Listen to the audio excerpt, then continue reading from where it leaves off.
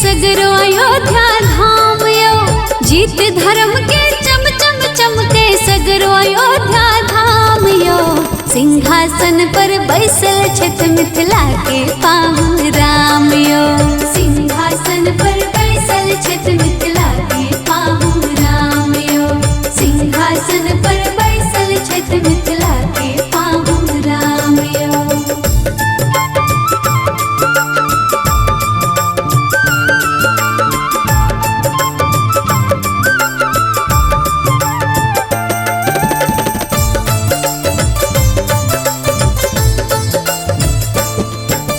राम नाम के चर्चा सगरो देखा रहले छ गामे गाम, देखा रहले छ गामे गाम, देखा रहले छ गामे गाम। शंखनाद संग गूंज रहले छ सगरो भारत जय श्री राम, सगरो भारत जय श्री राम, सगरो भारत जय श्री राम। राम नाम के चर्चा सगरो देखा रहले छ गामे गाम, शंखनाद संग गूंज रहले छ सगरो भारत जय श्री राम।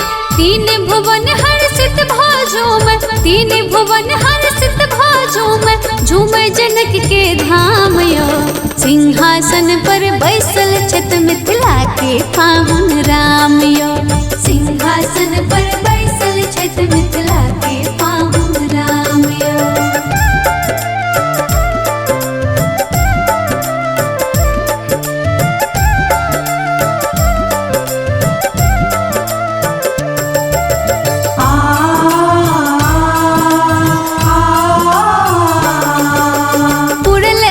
सनातन धर्म के बलिदानी ने व्यर्थ गेले, बलिदानी ने व्यर्थ गेले, बलिदानी ने व्यर्थ गेले। सकल सृष्टि ने एतवी चर्चा फेर सो राम के राज ले, फेर सो राम के राज ले, फेर सो राम के राज ले। उड़ल आस सनातन धर्म के बलिदानी ने व्यर्थ गेले, सकल सृष्टि में एतवी चर्चा फिर से राम के राज ले। भगवा मैं अच्छ भारत माँ के, भगवा मैं अच्छ भारत माँ के एक एक संतान यो। सिंहासन पर बैसल छत मिथिला के पावन राम यो, सिंहासन पर बैसल छत मिथिला के पावन राम यो।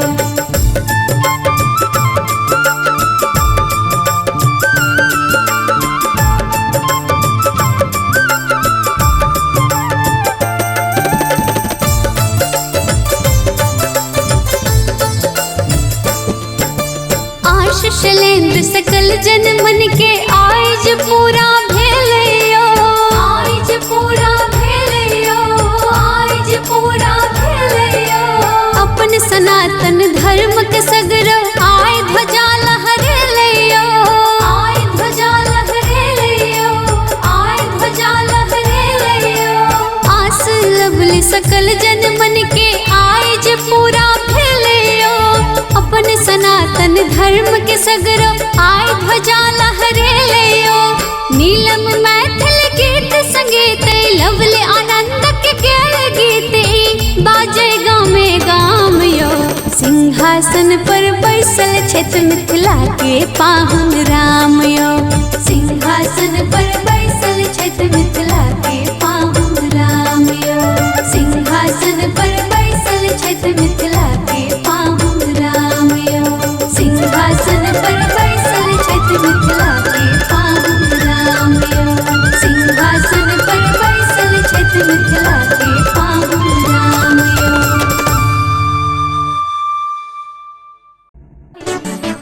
नीलम मैथिली चैनल का सब्सक्राइब करवा के लेल लाल बटन का दबाव आ घंटी पर क्लिक करके नव नव मैथिली गीतक आनंद उठाओ।